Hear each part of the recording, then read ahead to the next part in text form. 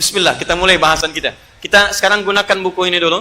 Nanti yang teman-teman mohon izin bagi yang belum mendapatinya ini, dan saya dengar sudah masuk data, terutama pemirsa dimanapun Anda berada, sekitar 4.000, itu sedang diolah dan sudah ada tahap pengiriman insya Allah. Ada tahap pengiriman ya. Yang belum sekitaran sini nanti mudah-mudahan kita ada kita cetak kembali. Nanti kita lihat bagaimana ketentuan yang disampaikan. Kita masuk bagian kedua hari ini halaman 13. Paling kanan sebelah bawah. Baik. Kita hanya punya kurang lebih 25 menit ke depan. Jadi mohon fokus baik-baik. Saat saya mintakan Anda membuka buku, kemudian saya turunkan beberapa teorinya. Itu penjelasan dari isi bukunya. Karena ya apa yang saya jelaskan tidak seluruhnya akan dicantumkan di buku. Ingat baik-baik, ini hanya gambaran umum. Materi kita sampai menjelang ke awal Ramadan nanti adalah mengenai pembahasan buku Muslim Zaman Now, cara cepat menghafal Quran dalam 30 hari. Kita persingkat pembahasannya dengan metode menghafal Al-Quran dari Al-Quran. Atau jangan katakan metode lah ya, isyarat saja. Ya. Lebih tepat disebut dengan isyarat. Jadi Al-Quran memberikan isyarat kepada kita, demikian kalau Anda ingin menghafalkannya seperti ini cara-caranya. Adapun nanti dari isyarat ini, setiap orang akan menemukan caranya tersendiri sesuai dengan kebiasaannya. Maka muncullah kemudian metode-metode yang beragam. Makanya Anda kalau bertemu dengan setiap penghafal Quran, kadang uniknya memiliki metode dan kebiasaan yang berbeda. Ada yang membuat metode menghafal Quran semudah tersenyum, semanis kecap, kan? Baik, sepoi angin dan sebagainya. Silahkan. Sudah sepoi-sepoi nggak hafal-hafal misalkan. Nah, itu masalahnya bukan metodenya yang salah, tapi mungkin kebiasaan kita tidak sama dengan orang yang menghafal tadi. Tapi seluruh penghafal ini umumnya akan mengacu pada isyarat-isyarat yang kita akan bahas ini. Semakin Anda kuat memegang teguh isyaratnya, semakin cepat Anda bisa menghafalkannya. Dan disinilah kemudian Anda akan temukan kedahsyatan hafalan Quran di Quran, sampai ada yang kemudian menghafalkan dalam 27 hari, 20 hari, bahkan nanti menjelang Ramadan saya kisahkan yang hafal Quran dalam 10 hari. Dan itu seorang ibu yang punya anak kurang lebih 3, yang satu anak bahkan masih diberikan ASI-nya. Bisa menghafal Quran saat suaminya i'tikaf dan istrinya menghafal di rumah. Istri hafal 10 hari, suami hafal 10 hari. Istri hafal 30 juz, suami hafal 3 juz. Baik. Mari kita lihat teman-teman sekalian. Pertemuan pertama, masih ingat? Yang lalu kita telah sepakati bahwa saat menghafal Quran, syarat dan isyarat yang pertama dari Al-Quran, apa itu? Niat yang ikhlas karena Allah Subhanahu wa ta'ala. Berniat ikhlas. Saya sudah jelaskan ini, silahkan dilihat kembali tayangan di pertemuan yang lalu. Ingat. Setiap ibadah bergantung pada niatnya. Al-Bukhari nomor hadis yang pertama, innamal a'malu binniyat. Setiap amal bergantung pada niat. Amal bergantung pada niat. Amal kita mesti menjadi ibadah. Izin ya. Perhatikan turunannya sini. Saya turunkan dulu dengan cepat. Ini dari hadis riwayat Al-Bukhari. Hadis yang pertama, pindah ke Quran surah 51 ayat 56, pindah ke Quran surah ke-98 ayat yang kelima. Muncullah kemudian kaidah ini. Perhatikan, innamal a'malu binniyat. Setiap amal bergantung pada niatnya. Baik, amal kita kata Quran mesti menjadi ibadah karena kita diciptakan untuk ibadah. Wa ma khalaqtul jinna wal insa illa liya'budun. Tidaklah aku ciptakan jin dan manusia kecuali hanya untuk menjadikan seluruh aktivitasnya sebagai ibadah untukku. Nah, sekarang perhatikan baik-baik, setiap ibadah syaratnya mesti ikhlas. Quran surah Al-Bayyinah ayat kelima, wa ma umiru illa liya'budullaha mukhlishina lahuddin. Jadi ini terkait dengan amal bergantung niat. Baik, amalnya mesti jadi ibadah, ibadahnya mesti ikhlas. Jadi setiap ada orang yang beribadah, kaidahnya dia mesti ikhlas pada Allah Subhanahu wa ta'ala. Sekarang persoalannya, Saat kita ingin menghafal Quran, ibadah bukan? Ibadah, jangankan menghafal, baca saja sudah ibadah. Apa buktinya? Hadis riwayat At-Tirmidzi kita turunkan, nomor hadis 2910. Ya, ini dalilnya, dalil turunannya. Man qara'a harfan min kitabillahi falahu 10 hasanat. Siapa yang membaca satu huruf dari kitabullah Al-Quran, dia mendapatkan padanan setiap hurufnya 10 kebaikan. Di ketika Anda baca Al-Quran, ada kata Nabi SAW, setiap hurufnya itu 10 kebaikan. Artinya, tidak mungkin diganjar dengan pahala kalau amalan itu tidak ada nilai ibadahnya. Ini menunjukkan bahwa baca Al-Quran punya nilai ibadah. Baca Quran sama dengan ibadah. Menghafal Quran lebih daripada membaca. Karena itu orang yang menghafal Quran ayatnya oleh Allah disebutkan 4 kali dari sekedar baca. Kalau cuma baca, Iqra, 1. Iqra bismi rabbikal ladzi khalaq, 1. Tapi ketika menyebutkan menghafal 4 kali. Quran surah 54, ayat 17, ayat 22, ayat 32, ayat ke-40. Ini menunjukkan penghafal Quran itu lebih utama dari yang sekedar membacanya saja. Perhatikan cara berpikirnya. Menghafal Quran kesimpulannya adalah bagian dari ibadah. Sepanjang menghafal Quran bagian dari ibadah, maka masuk kaidah ini mesti kita ikhlas dalam menunaikannya. Dan inilah syarat yang pertama. Sepanjang ikhlas dilakukan karena Allah, maka Allah akan mempercepat hafalan Quran itu hadir dalam jiwa kita. Disitulah kemudian berlaku Quran. Saya telah terangkan tafsirnya. Surah ke-96 ayat yang pertama. Apa ayatnya? Iqra, bukan. Jangan ngarang. Ayatnya bukan Iqra, ayatnya Iqra bismi rabbikal ladzi khalaq. Karena kalau sebutkan Iqra itu baru sebagian ayatnya. Karena kaidahnya bukan mengatakan Iqra tapi bismi rabbik. Iqra baca tapi bismi rabbik. Bacanya karena Allah bukan karena yang lain. Allah yang telah mudah menciptakan Anda. Allah yang mudah menjadikan Quran tertanam dalam jiwa Anda. Anda baca karena Allah, Allah mudahkan apa yang kemudian Anda inginkan dalam kehidupan. Baik, jelas sampai sini? Jadi kalau misalnya kita mau menghafal Quran, lakukan karena siapa? Ingat kata-kata kita yang terakhir kemarin. Sampai saya sarankan pada Anda, hilangkan semua orientasi kecuali lillah saja. Termasuk keinginan jadi apa? Hafid. Jadi hafid, jadi hafidhah, simpan jauh-jauh itu, lakukan karena Allah. 2. Nah, itu kodenya. 2, halaman 13, paling kanan, sebelah bawah.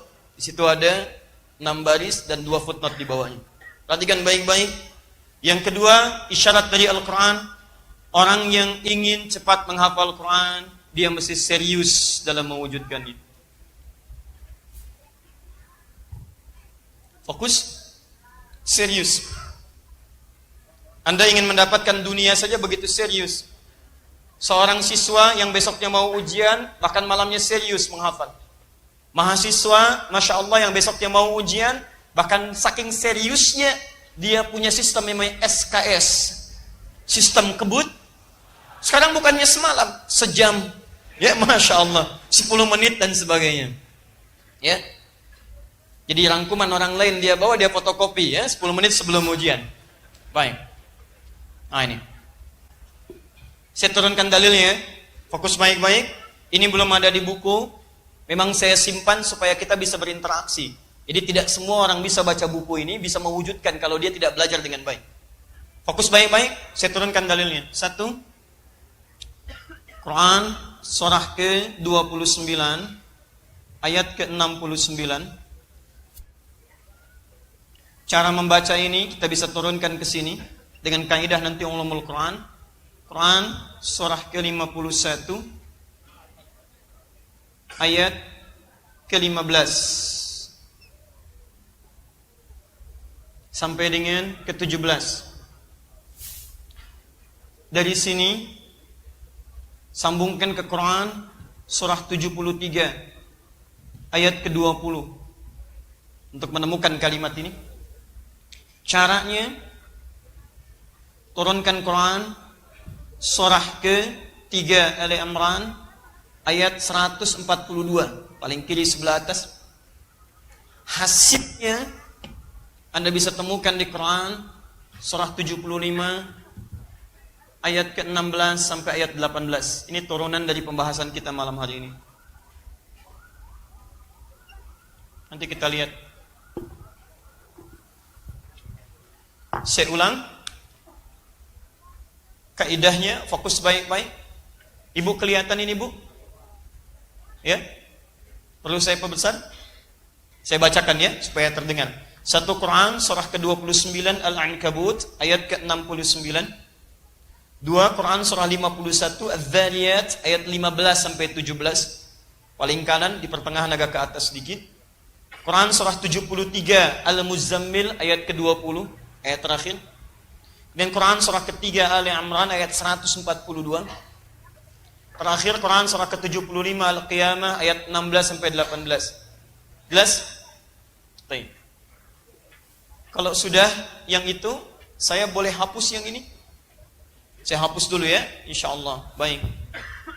Jadi pertama, kalau ingin kita menghafal Quran dengan cepat harus apa?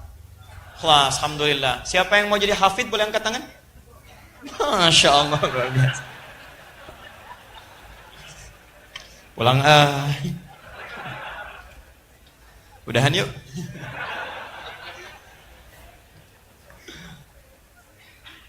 Ikhlas, menepikan segalanya. Termasuk keinginan jadi hafiz.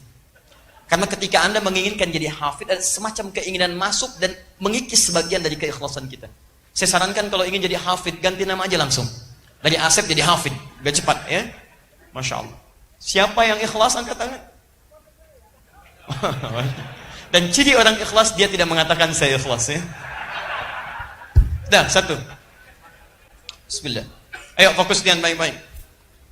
Bismillahirrahmanirrahim. Walladzina jahadu fina lanahdiyannahum subulana. Wa innallaha lama'al muhsinin. Ada ayatnya? Baik, walladzina jahadu fina, dan orang-orang yang serius sungguh-sungguh menuju kami. Disebutkan dengan kalimat alladzina 1080 kali disebutkan dalam Al-Qur'an. Ismun mausulun yadullu 'ala al-'ammiyah bidilalatil jama'. Kata sambung menunjuk pada subjek atau objek tanpa batas, banyak, semua. Ya Allah kasih tawaran, dan siapapun tanpa kecuali semua. Mau banyak silahkan sebanyak-banyaknya, sebanyak-banyaknya. Bedanya dengan man, kalau man itu bisa untuk seorang, bisa untuk banyak. Tapi kalau alladzina menunjuk banyak tanpa kecuali. Ayo, mau sekeluarga, se-RT, se-RW, sekecamatan, silakan datang. Silakan. Baik. Baik, walladzina jahadu fina, dan orang-orang yang jahadu, ini saya turunkan. Sungguh-sungguh serius fina, menuju kami. Masya Allah. Lanahdiyannahum subulana. Pasti, laknya taukid, menunjukkan pada penegasan. Kalau ada dalam Al-Quran kalimat di ayat menggunakan lam, harakatnya la, itu artinya Allah tidak main-main dengan informasi yang disampaikan. Seakan ingin menguat, kalau ragu, saya pastikan kata Allah. Kalau Anda ragu dengan statement saya pastikan kata Allah. Pasti saya tunjukkan jalan-jalan termudah untuk menuju kami. Ini menunjuk pada serius. Ini menunjuk pada solusi termudah.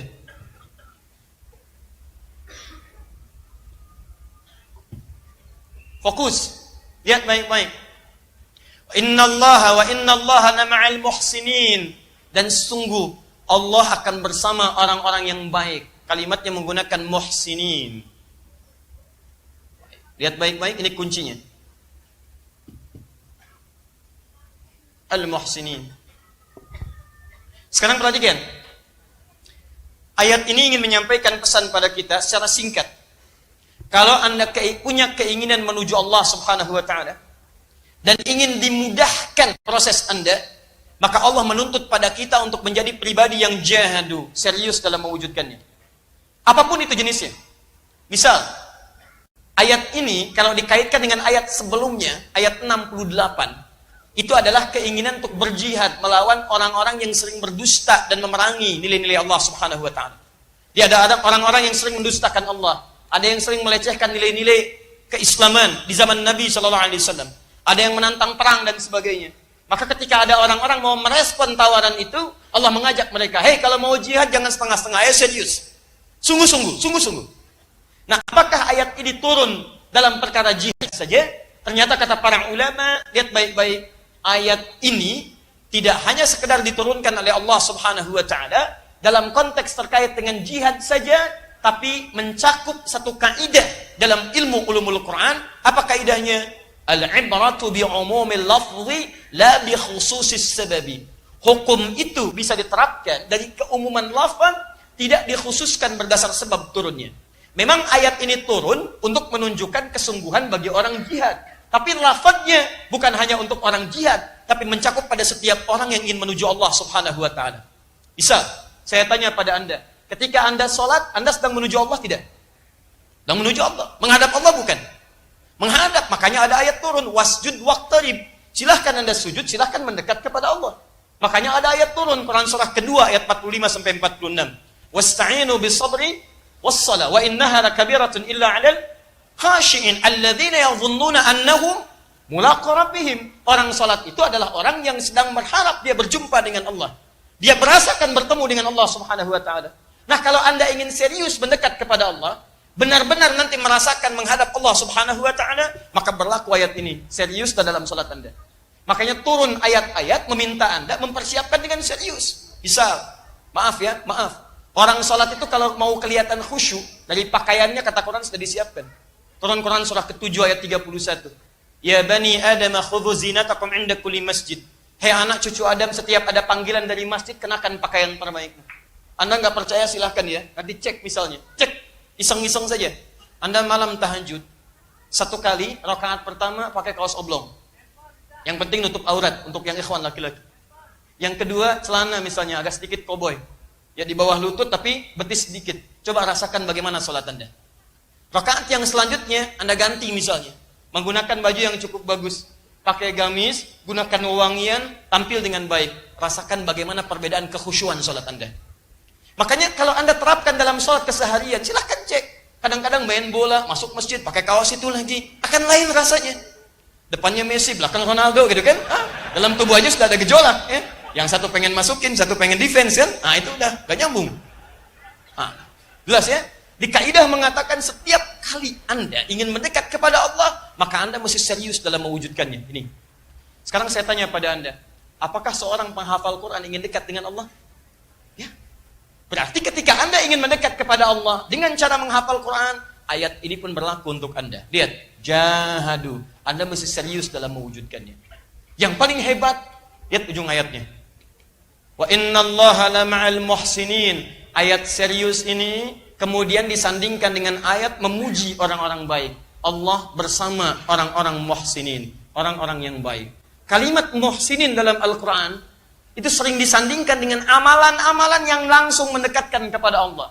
Contoh, buka Quran surah ke-51 ayat 15 sampai 17. Paling kanan sebelah atas.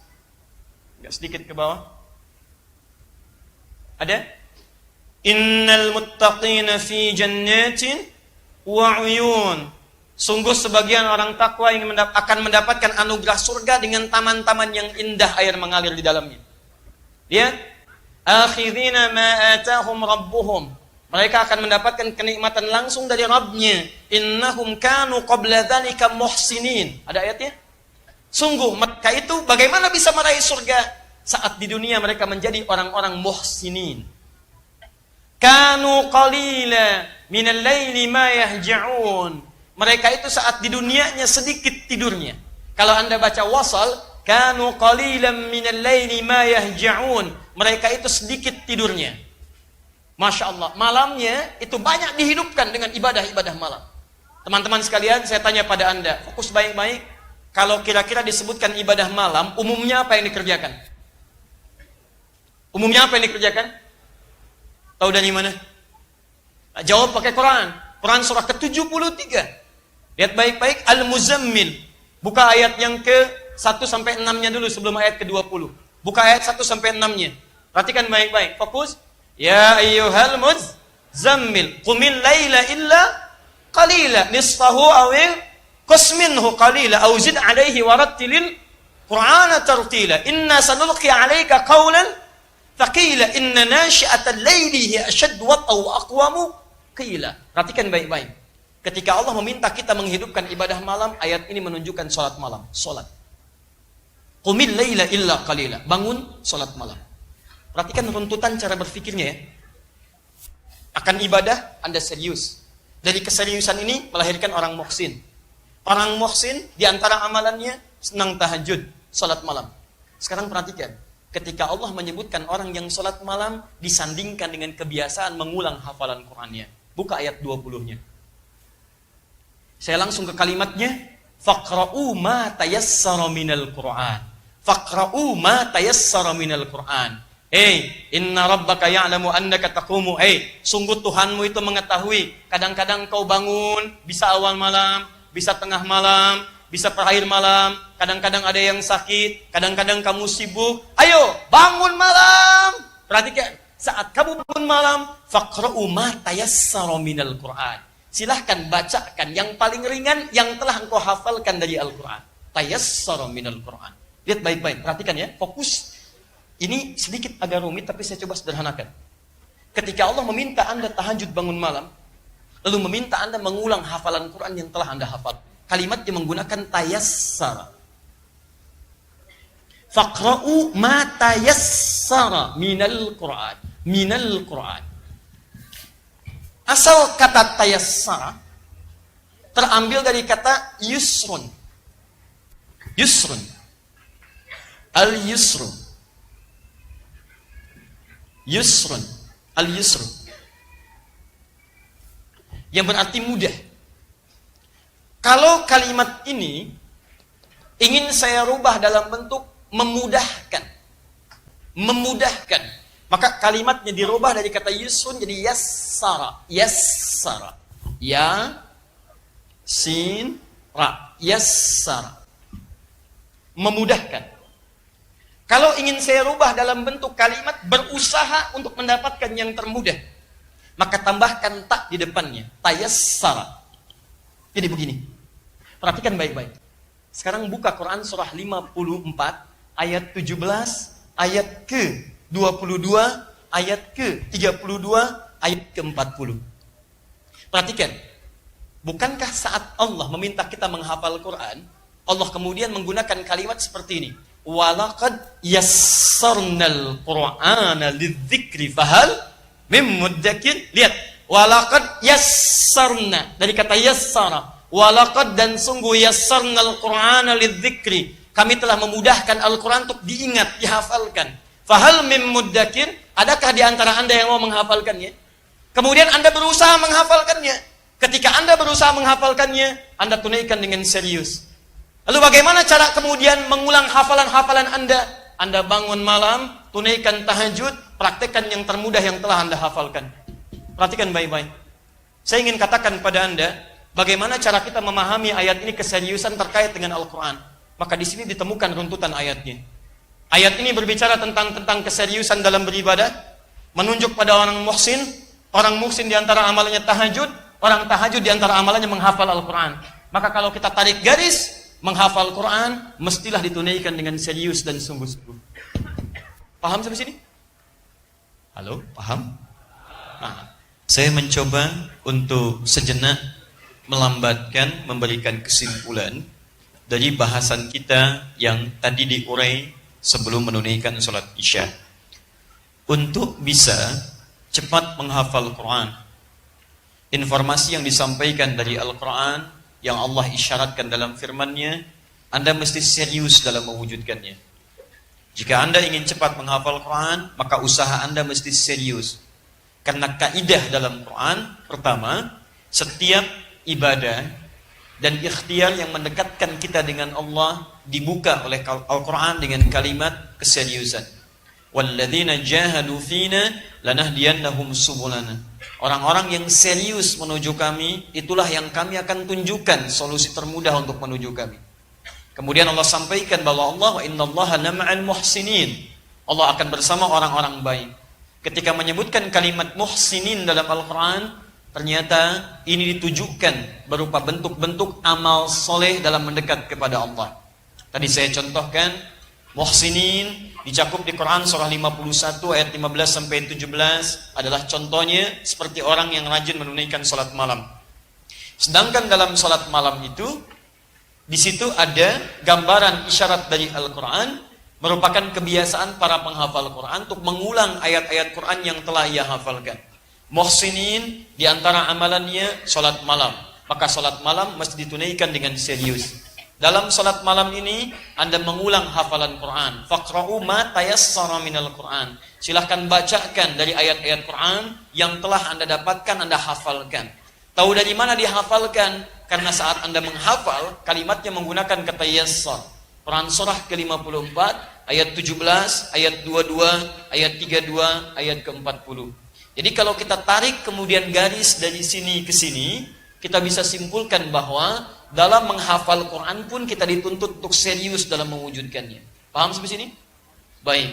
Setelah memahami ini, kita kemudian bertanya kepada Allah, ya Allah, kalau saya mesti dan ingin serius dalam mewujudkan hafalan Quran itu, seperti apa saya memulainya? Maka disinilah kemudian Allah turunkan ayat yang memberikan isyarat keseriusan dalam semua aspek ibadah yang kita jalani, termasuk menghafal Quran. Pelan-pelan sebentar. Sampai sini bisa dipahami? Alhamdulillah. Masih semangat menghafal Quran? Masih. Boleh angkat tangan siapa yang ingin jadi hafidh? Alhamdulillah. Baik. Jazakallah khair. Saya boleh hapus? Gampang, tinggal boleh aja. Baik. Saya hapus ini, terturunkan yang ini ya. Quran surah 3 ayat 142. Saya naikkan ke atas. Insyaallah untuk sementara kita berikhtiar, teman-teman, Anda setiap pertemuan saya sarankan bawa mushaf, atau boleh kemudian menggunakan aplikasi yang langsung terukur mushafnya, ya, bersamaan dengan itu sambil upaya kita menghafal insyaallah. Kalau Anda sudah menerima at-taisir, Anda boleh pegang itu. Kalau belum menerima, barangkali digunakan mushaf yang standar. Perhatikan Quran surah ketiga Ali Imran ayat 142, paling kiri sebelah atas. Quran surah ketiga Ali Imran ayat 142. Lihat sini baik-baik. Ini yang paling menentukan. Am hasibtum an tadkhulul jannah. Ada ayatnya? Am hasibtum an tadkhulul jannata walamma ya'lamillahu alladhina jahadu minkum wa ya'lamas sabirin. Ada ayatnya? Perhatikan. Di di Quran surah 29 ayat 69, walladzina jahadu fina. Alladzina jahadu. Di ayat ini, am hasibtum an tadkhulul jannata walamma ya'lamillahu alladzina jahadu minkum. Alladzina jahadu minkum wa ya'lamas sabirin. Masyaallah. Apakah kalian duga akan begitu mudah mendapati surga? Sementara Anda belum diuji seserius apa, sesungguh apa. Hati-hati. Allah bisa mengetahui kadar kesungguhan Anda dalam mewujudkannya. Jangan duga mudah mendapatkan surga, sementara Allah belum menguji Anda.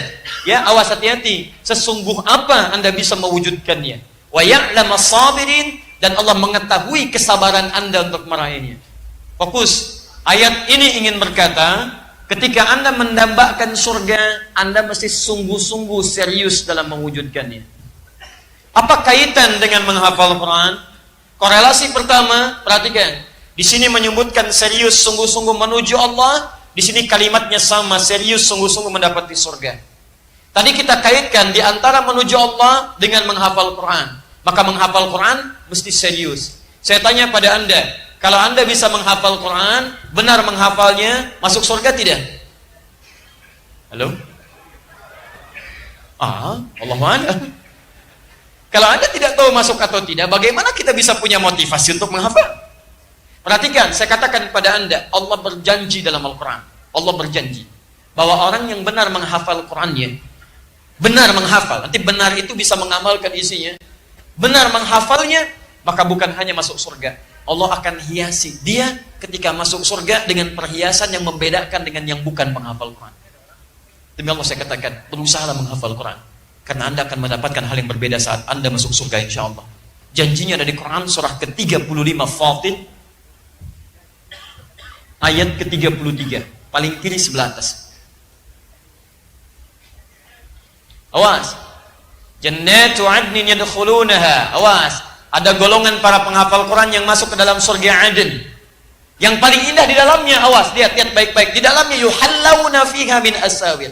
Mereka akan dihiasi dengan perhiasan-perhiasan yang sangat indah di dalamnya.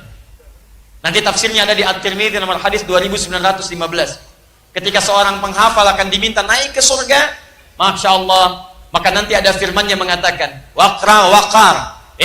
Saat Anda naik ke surga, bacakan bacaan Quranmu yang biasa engkau bacakan saat di dunia.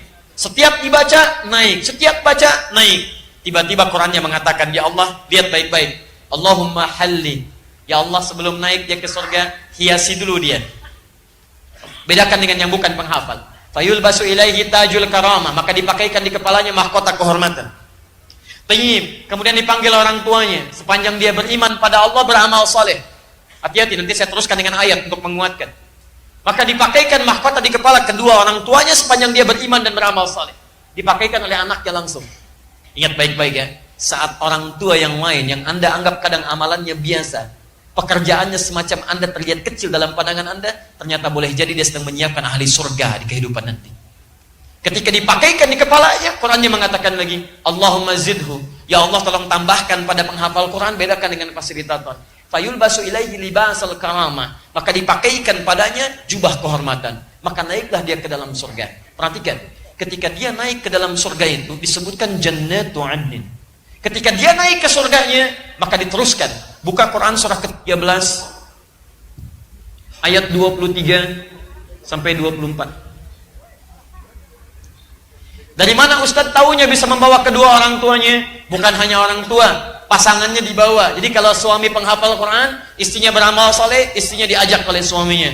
Kemudian anak cucunya beramal soleh, diajak juga semuanya. Lihat kalimatnya, Quran surah 13 ayat 23. Kalimatnya sama awalnya. Jannatu adnin yadkhulunaha.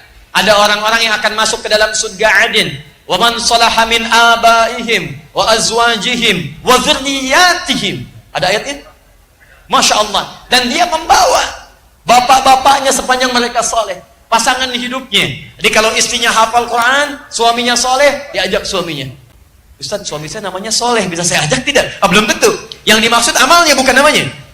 Tapi suaminya saleh, penghafal Quran, istrinya salihah. Suami hafal 30 juz, istri hafal 3 juz. Sama-sama berusaha. Duluan diwafatkan misalnya, aja bawa anaknya, cucunya, keturunan terakhirnya sepanjang semua soleh mendekat pada Allah Subhanahu wa taala. Perhatikan. Jadi kesimpulannya, penghafal Quran masuk surga tidak?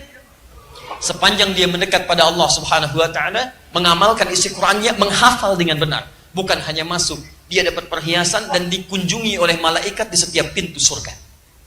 Sampaikan ayat ke-24-nya.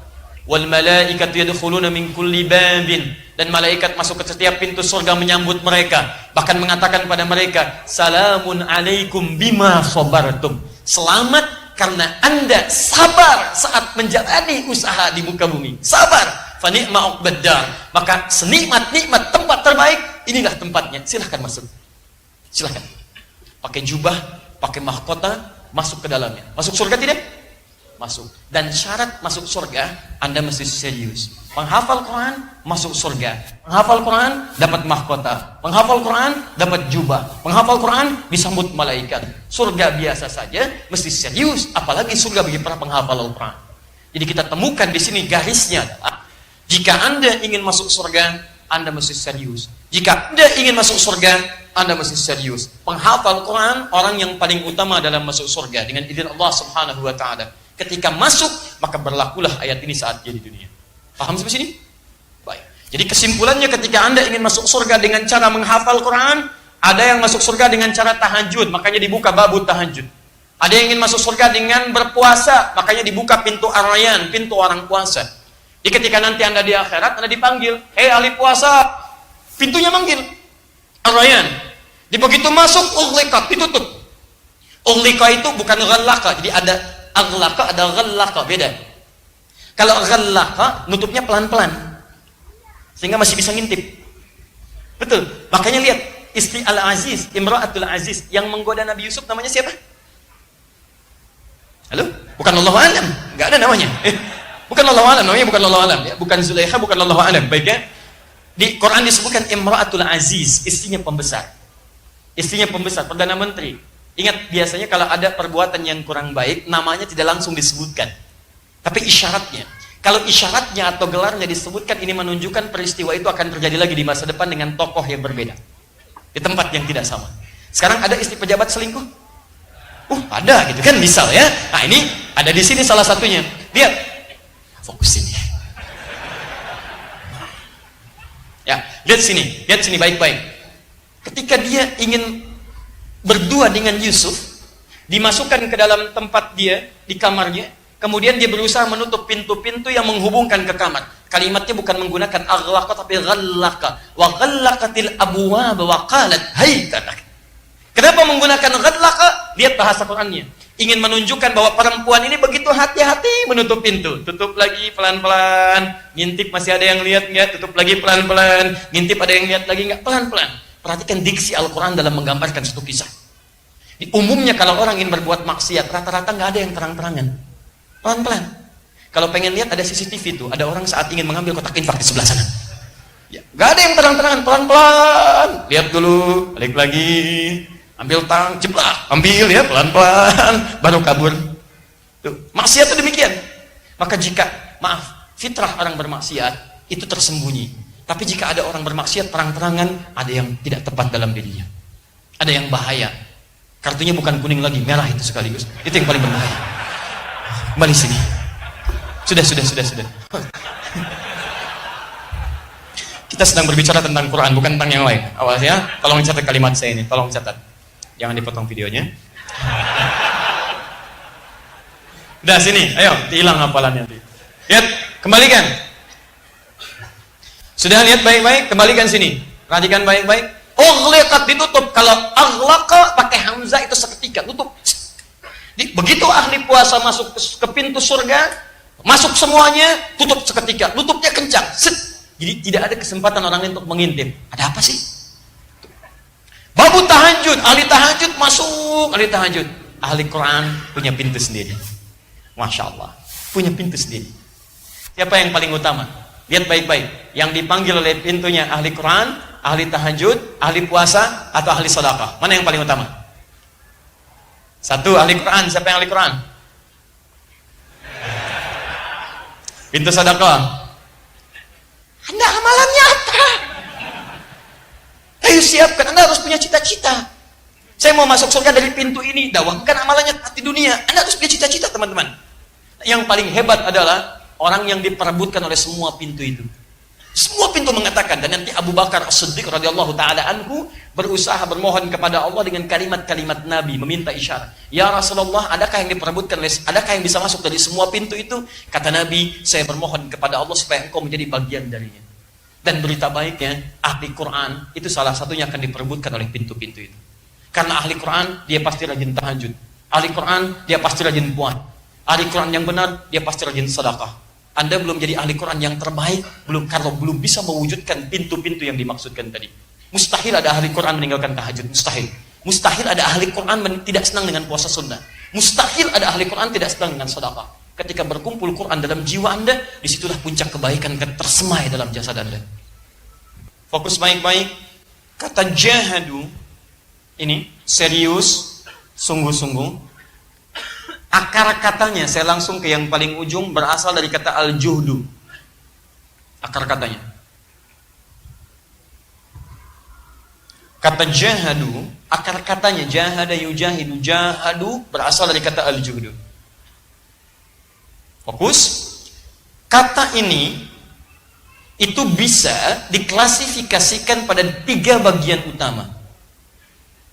1, ada yang disebut dengan ijtihad namanya. Dari kata ini muncul kata ijtihad. Ada yang disebut dengan jihad namanya. Dari kata ini muncul kata jihad. Perhatikan, jahada. Ini ada jim, ada ha, ada dal dengan tambahan alif. Ini ada jim, ada ha, ada dal dengan tambahan hamzah wasal, ada ta, ada alif.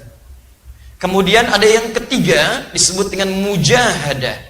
Mujahadah. Ada jim, ada ha, ada dal, ada tambahan mim, alif dengan tak marbutah. Di jahadu, sungguh-sungguh serius. Akar katanya dari kata al-juhdu, dari sini terbagi 3 istilah lagi. Ada ijtihad, ada jihad, ada mujahadah.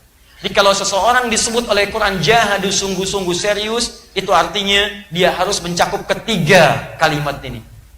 Ketiga makna ini. Kalau Anda ingin dipercepat hafalan Qurannya, dan Anda berusaha untuk serius, maka Anda mesti mengumpulkan 3 istilah ini dalam ikhtiar Anda. Itu maksudnya. Paham? Baik. Pertama, ijtihad. Kesungguhan dalam merencanakan. Baik. Sudah?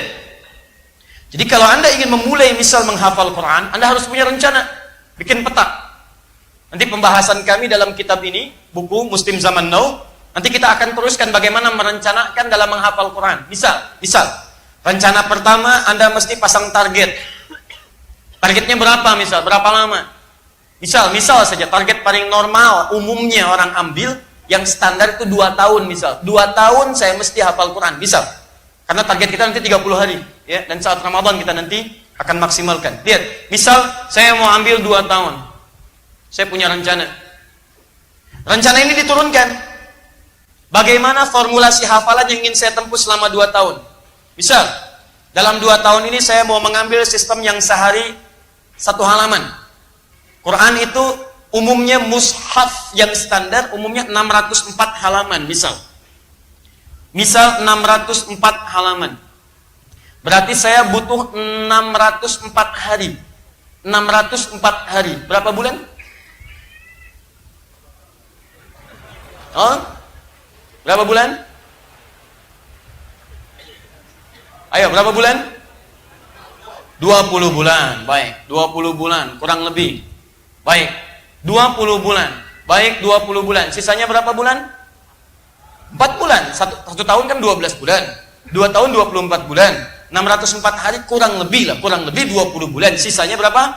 4 bulan. Baik, lihat baik-baik. Saya akan menghafal dalam 2 tahun, berarti dalam 20 bulan. 1 hari 1 halaman. Misal, 1 hari 1 halaman. Rencana saya dalam 2 tahun selesai. Kapan dimulai? Misal, saya mulai hari Sabtu besok. Sabtu besok tanggal berapa? 10 apa 9? Yang 10 angkat tangan. Yang 9 angkat tangan. 10 apa? Februari. Anda kurang sehat. Besok tanggal 9. Besok kan hari Jumat. Tanggal berapa? 9. Hari Sabtu tanggal 10. Hari 11 tanggal hari Ahad tanggal 11 ya. Berarti besok tanggal berapa? 9. Baik, lihat kita ambil misal yang Masehi tanggal 9 Februari. Berarti 2000 berapa? 2018, 9 Februari 2018, misal. Sekarang perhatikan. Saya mau hafal 2 tahun, berarti saya hafal tanggal berapa nanti? Tahun berapa? 2020. Tanggal berapa? Baik, misal saya akan hafal pada tanggal 9 Februari 2018, selesai saya hafalan Qurannya dalam 2 tahun. Petakan. Pertama bikin peta, rencana saya 2 tahun, 2020 saya hafal Quran. Setelah itu lihat aktivitas Anda. Aktivitas Anda apa yang Anda kerjakan selama ini? Misal, maaf, Anda sekarang pekerja kantor. Baik, dalam bekerja kantor berapa jam dalam sehari?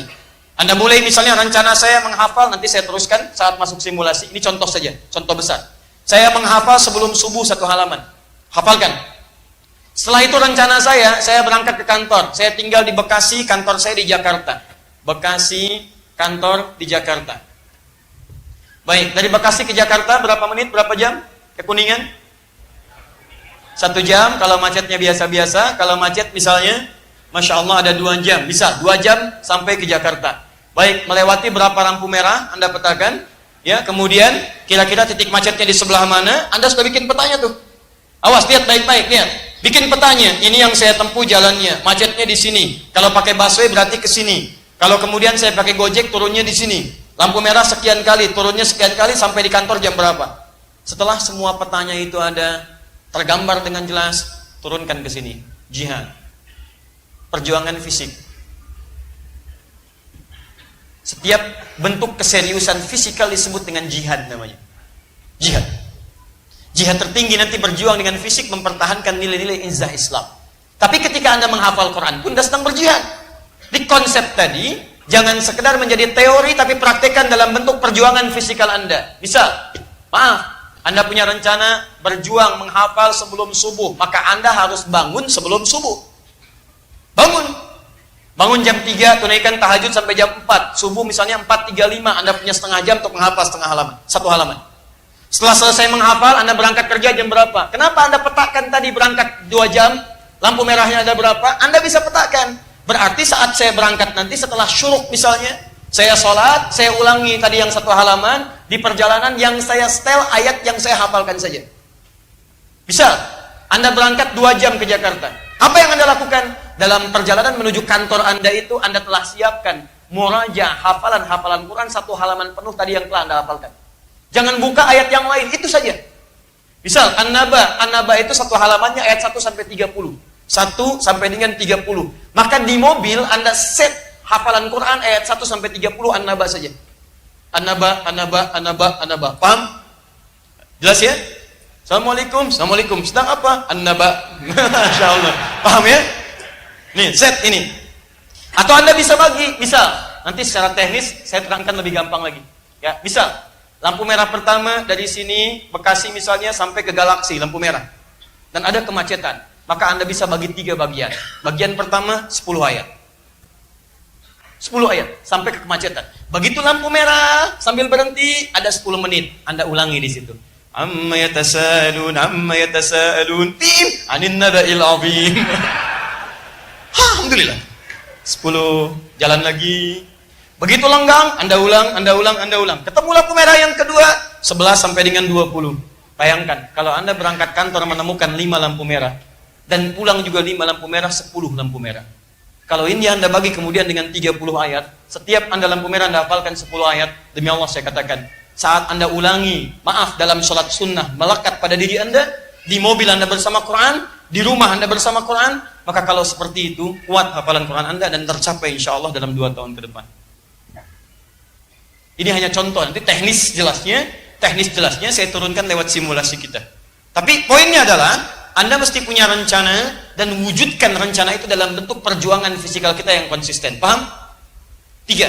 Ini. Apa Anda kira saat berjuang menghafal itu akan semudah yang Anda bayangkan? Belum tentu.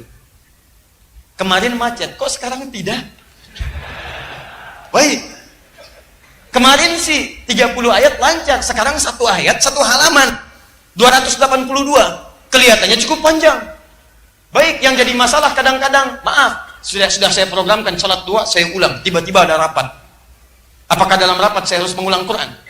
Nah, teman-teman, apa yang terjadi? Dalam situasi seperti itu kadang-kadang kita akan mengalami perjuangan emosional. Naik, turun. Cara menguatkan diri kita supaya konsisten menghafal Qurannya, itu yang disebut dengan mujahadah. Perjuangan melawan gejolak emosional kita. Mujahadah. Target Anda sehari 1 halaman, harus 1 halaman. Bagaimanapun caranya, bismillah. 1 halaman. Bismillah. Pak, kenapa Pak? 1 halaman. Paham? Saya tidak akan masuk ke aspek teknis dulu. Tapi saya ingin simpulkan dulu seperti ini.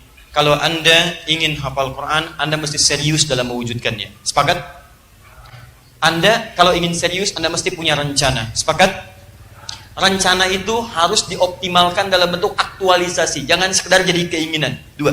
Dan 3, ingat betul, saat Anda akan mewujudkan itu, Anda akan berhadapan dengan perjuangan melawan diri Anda sendiri. Maka saat itu yakinkan pada diri Anda, saya sanggup, saya bisa. Tentang bagaimana teknisnya ini, nanti kita akan perdalam setelah masuk ke dalam bahasan simulasi di buku ini. Jelas di sini? Baik, saya simpan dulu sampai sini. Saya ingin sepakati dulu. Apakah jelas uraian saya? Baik, teman-teman, kita mungkin bisa berbeda. Karena itu nanti dalam simulasi, saya akan tampilkan cara-cara bagaimana meraihnya, termasuk setelah tuntas, kita ambil simulasi dalam 30 hari menghafal insya Allah. Kalau Anda ingin serius, nanti insya Allah kita akan buat semacam kemahnya untuk menghafal, dan di situ mudah-mudahan Allah berikan taufik kepada kita semua. Tugas. Siap. Tugas. Tadi apa yang harus disiapkan kalau kita ingin serius menghafal Quran? 1 apa? Punya apa? Ingat, kalau ingin serius, ikhlas sudah kemarin, sudah. Kalau ingin serius dalam menghafal harus punya apa 1? Rencana, kita punya rencana pekan depan, rencana kita hafal satu halaman di An-Naba. Ayat 1 sampai 30. Siap? Siap? Susah atau mudah? Susah atau mudah? Masya Allah. Siap? Baik, angkat tangannya. Mudah? Mudah? Mudah? Siapa yang ingin jadi hafiz? Alhamdulillah. Ingat, rencana kita menghafal satu halaman, ayat 1 sampai berapa? 30. Dan ingat, saya akan memulai dengan acak hafalan. Baca, baca, baca, baca. Yang tidak bisa menjawab apa yang saya tanyakan, safnya mundur teratur. Kita atur ya. Baik. Ingat, Anda mesti berjuang. Sekarang, rencana kita berapa halaman? Berapa ayat? 30 ayat. Alhamdulillah. Fokus ini baik-baik. Kedua, tolong jangan jadikan teori saja ya. Mulai hari ini, lihat aktivitas Anda. Saya sarankan di rumah mulai hari ini, beli speaker aktif. Ingat ya, pasang di rumah Anda hanya putar An-Naba ayat 1 sampai 30 saja. Tolong set. Jadi ketika Anda beraktivitas 24 jam yang didengar itu saja. Itu. Kalau Anda mau mudah, set misalnya hari pertama 10 ayat dulu atau 5 ayat dulu. Ya, hari kedua 5 ayat yang tadi. Hari ketiga 10 ayatnya. Hari keempat misalnya 15 ayatnya. Terus set sampai dengan kita bertemu kembali. Jelas? Mulai besok Anda harus siapkan. Mulai ketika akan berangkat, ingat baik-baik bahwa saya punya tugas. Kalau bisa tuliskan di pintu mobil Anda, tuliskan dekat kaca spion Anda, tuliskan di pintu depan kamar Anda, tuliskan di pintu depan rumah Anda. Saya punya tugas pekan depan, insya Allah satu halaman An-Naba. Paham? Dan ingat, jangan tertipu oleh setan. Berjuang. Saya bisa, saya bisa, saya bisa. Ketika setan mengatakan kamu lupa, saya ingat. Ketika setan mengatakan kamu susah, katakan saya mudah. Paham? Berapa ayat? Berapa halaman? Surat apa?